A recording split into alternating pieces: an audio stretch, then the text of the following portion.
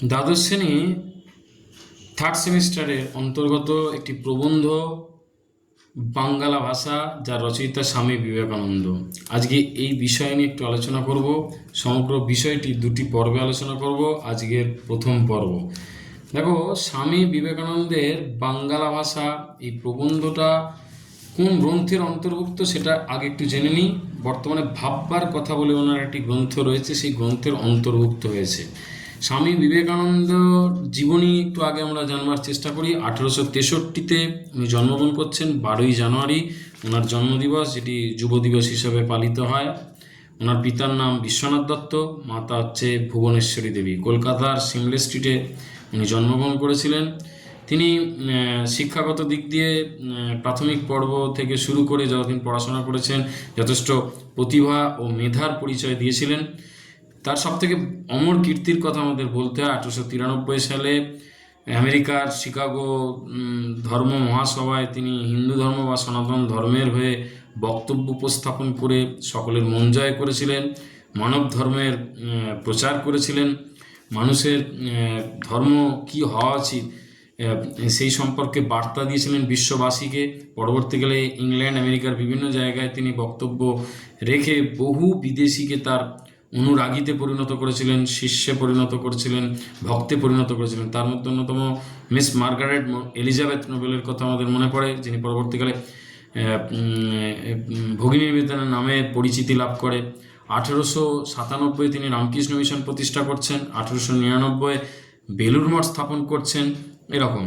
আর তিনি, এটা আমার আগে বলা উচিত ছিল যে দীক্ষা গ্রহণের পর তার প্রাথমিক পর্বের নাম ছিল বিলে বা নরেন্দ্রনাথ, কিন্তু দীক্ষা গ্রহণের পর, শিক্ষা সন্ন্যাস গ্রহণের পর তার নাম হয় স্বামী বিবেকানন্দ।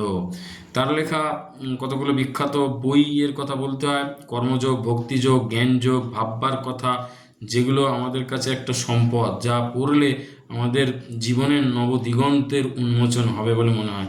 1902 সালে এই মহামানবের জীবনাবসান হয়।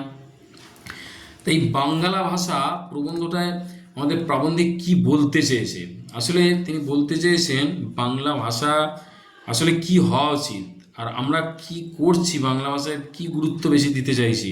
ভাষা আসলে কি, ভাবের প্রধান মাধ্যম। ভাবটাকে সহজ সরলভাবে প্রকাশ করাটাই হচ্ছে ভাষা। সেক্ষেত্রে বাংলা ভাষা আমাদের মাতৃভাষা। এই মাতৃভাষার উন্নয়নের কতগুলো দিশা বা পথ তিনি দেখিয়ে দিয়েছেন, যা করলে বাংলা ভাষা অনেক বেশি সমৃদ্ধ হবে, অনেক বেশি উন্নত হবে। বাংলা ভাষার সার্থক রূপ কোনটা? কলকাতার ভাষা, তার রাঢ়ী ভাষা। এই বিষয়গুলোকে গুরুত্ব দিয়েছেন প্রবন্ধের মধ্যে। তাহলে প্রথম পর্যায়ে একটু যদি লাইন টু লাইন আমরা ব্যাখ্যা করি, সেখানে প্রাবন্ধিক কি বলছে, যে আমাদের দেশে প্রাচীনকাল থেকে সংস্কৃত যদি বেশ কিছু গ্রন্থ পাঠ করি, সেখানে দেখা যাবে সংস্কৃত পণ্ডিতরা তাদের ভাষার সঙ্গে সাধারণে ব্যবহৃত ভাষার মধ্যে একটা বিভেদ, মানে একটা সমুদ্রের যেন তফাৎ বা পার্থক্য করে তুলেছেন, যেটা কখনোই কাম্য নয়, যেটা প্রাবন্ধিকের চোখে লেগেছে। তাই তিনি বলছেন বুদ্ধদেব থেকে চৈতন্যদেব, রামকৃষ্ণ পরমহংসদেব, এরা তো মহামানব, এরাও তো পণ্ডিত, এরা মানুষের কল্যাণ করতে গিয়ে কিন্তু এই ভাষাগত বিভেদ কোথাও রাখেননি। সহজ সরলভাবে সাধারণের সঙ্গে মিশেছেন, সাধারণের ভাষায় কথা বলেছেন।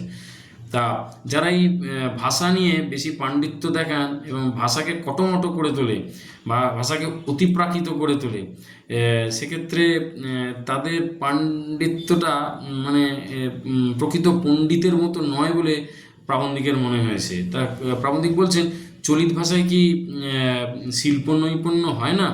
মানে ভালো সাহিত্য সৃষ্টি করা যায় না, সুন্দর কিছু করা যায় না? যে ভাষায় আমরা কথা বলছি, যে ভাষা সহজে বুঝতে পারছি, এই ভাষাকে নিয়ে এই অস্বাভাবিকত্ব যেটা দুর্বোধ্য, এরকম করার কোনো মানে হয় না। যে ভাষা ঘরে কথা কও তাতেই তো সমস্ত পাণ্ডিত্য গবেষণা মনে মনে করো, তবে লিখবার বেলা ও একটা কি কিম্ভূত কিমাকার উপস্থিত করো। মানে যে ভাষায় আমরা চিন্তা করছি, ভাবনা চিন্তা আসছে আমাদের মনের মধ্যে, যে ভাষায় একে অপরের সঙ্গে ভাব বিনিময় করছি, সেই ভাষাতেই তো সাহিত্য লিখতে পারি, গবেষণার বিষয় লিখতে পারি। লেখার সময় ভাষাটাকে এরকম কুৎসিত কদাকার কিম্ভূত কিমাকার কেন করে ফেলছি? ভাষায়, যে ভাষায় আবার বলছে দর্শন বিজ্ঞান চিন্তা করছি, 10 জনের বিচার করো, সে ভাষা কি দর্শন বিজ্ঞান লিখবার ভাষা নয়? সবাইকে বলছে যে ভাষায় তুমি চিন্তা ভাবনা করছো, অর্থাৎ রিসার্চ করার সময় সে ভাষাটাকে অযথা জটিল করে ফেলছে, এটা কি ঠিক? কখনোই নয়। সবাইকে ভাবতে বলছে। যে ভাষায় আমি রাগ, দুঃখ, ভালোবাসা এগুলো প্রকাশ করছি, সেই ভাষা হতেই পারে না জটিল। মানে যে ভাষাটা আমরা সহজভাবে রাগ প্রকাশ করছি, দুঃখ প্রকাশ করছি, আনন্দ প্রকাশ করতে পারছি, সেই ভাষাটাই তো বেশি গ্রহণযোগ্যতা পাবে বলে আমার মনে হয়। উপভাষার যেমন জোর, যেমন অল্পের মধ্যে অনেক, এই ভাষাটাই অনেক বেশি শক্তিশালী। অল্পের মধ্যে অনেক কিছু বুঝিয়ে দিতে পারে। এই ভাষা কিরম হওয়া উচিত?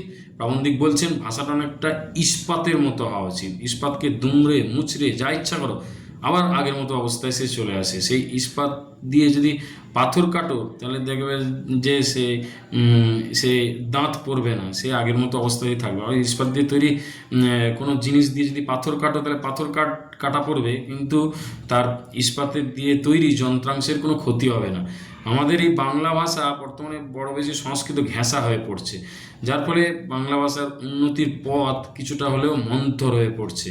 ভাষা হচ্ছে উন্নতির প্রধান উপায়, লক্ষণ। অর্থাৎ ভাষা একটা জাতির উন্নতির অন্যতম মাধ্যম বলা যেতে পারে। সেই মাধ্যমটাকে অনেক বেশি সহজ সরল করতে হবে, সারল্যতাকে প্রাধান্য দিতে হবে, অযথা গুরুগম্ভীর করলে হবে না। প্রাবন্ধিক এই বার্তা আমাদের প্রথম অংশে দিচ্ছেন, বাকিটা পরে আলোচনা করব। ধন্যবাদ।